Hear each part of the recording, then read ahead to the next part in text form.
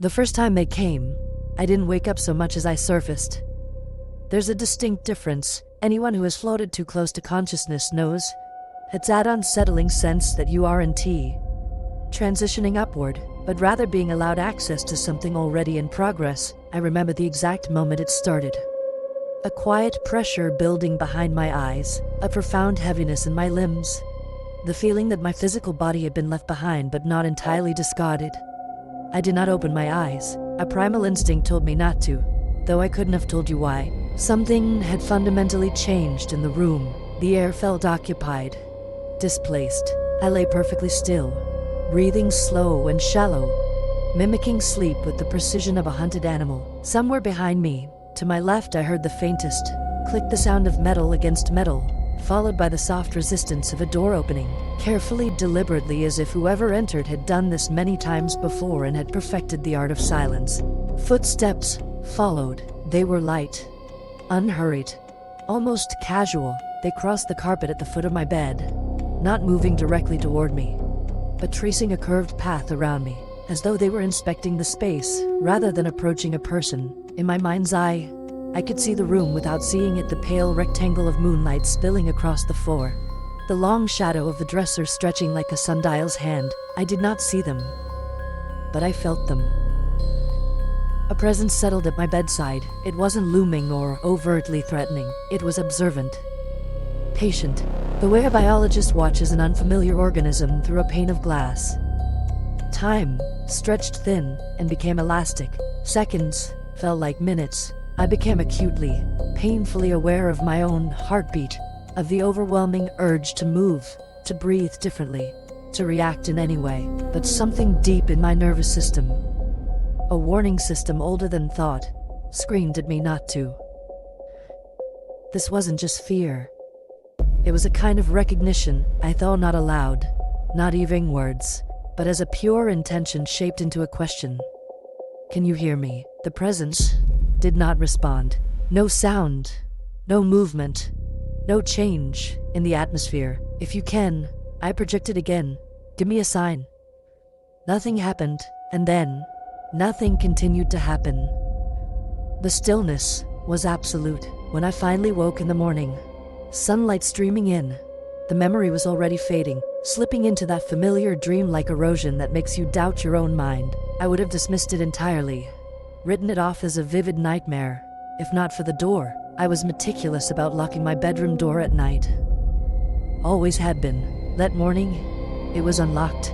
The second encounter, years later, didn't even pretend to be real. It arrived wrapped in the sharp logic of a dream, but with none of the usual softness or blurred edges. The world was too sharp, the details too vivid. I was walking through a playground at night, the kind built in the late 20th century, all cold metal frames and hard edges, with none of the plastic safety illusions of modern parks.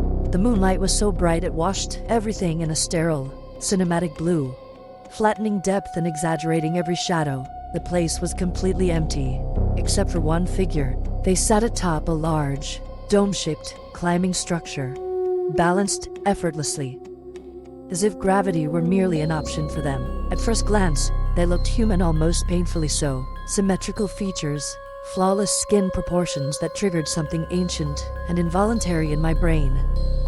This is important. This is safe.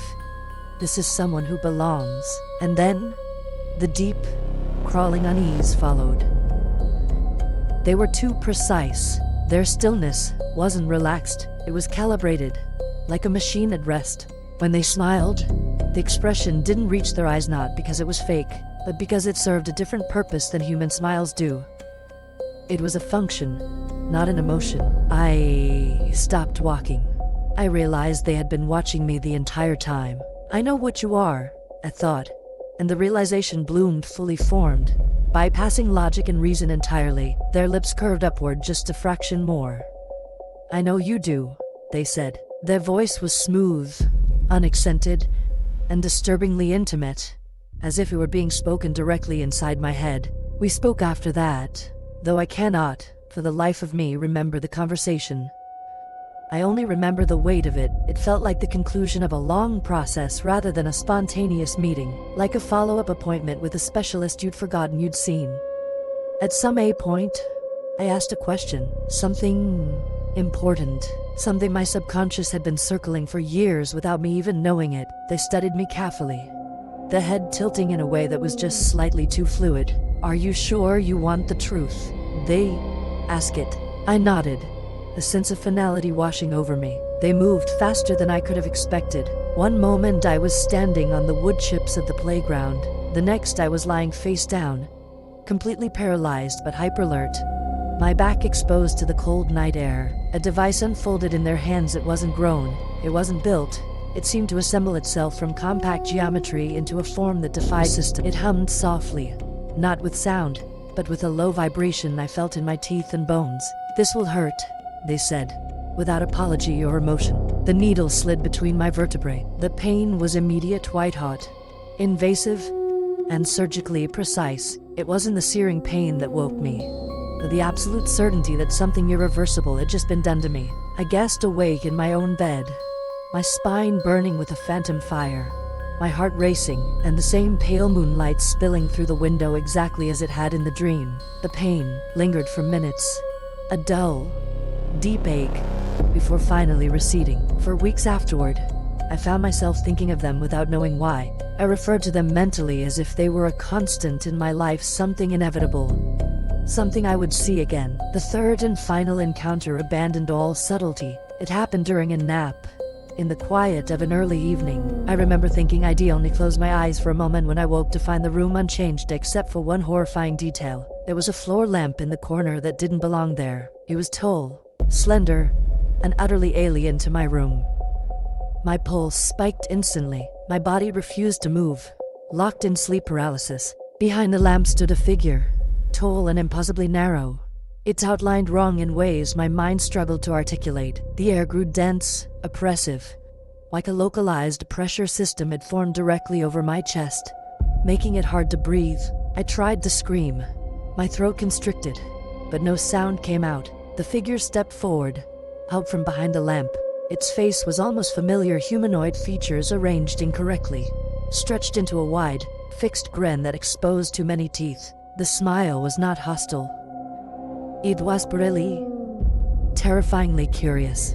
I squeezed my eyes shut, pure panic surging through me, and felt the weight on my chest increase. My breathing grew shallow and ragged, my thoughts scattered into a million panicked fragments. Somewhere in the distance, I sensed movement in the house. My mother was nearby, awake, living in a parallel world where this was not happening. When I finally broke free, I bolted upright, soaked in sweat, my lungs burning as if I'd been holding my breath for an hour.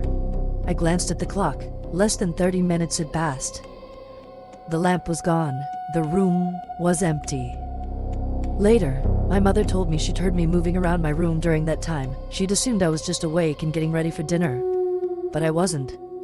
I never saw them again. Not like that. Years later, I learned enough science to understand how the brain can simulate presence, pain, and paralysis. How perception is a liar, always filling in the gaps. How memory is a faulty, creative storyteller. But science also teaches pattern recognition, intent, consistency. Whatever visited me on those 3 occasions across my life did not feel accidental. It felt procedural, as if something had been watching, testing, intervening, and then withdrawing once its objectives were met. Sometimes, late at night, when the moonlight cuts across the bedroom floor just right, I still feel that quiet, unnerving sense of being observed. Not threatened, not protected, just log. And somewhere, far beyond the limits of my understanding, I have the unshakable suspicion that my file is still open. Thanks for listening to my story. If you've ever experienced anything you can't explain, let me know in the comments. And don't forget to subscribe. Thank you for watching. Please subscribe to our channel for more such interesting content. Also, hit the bell icon to get notified.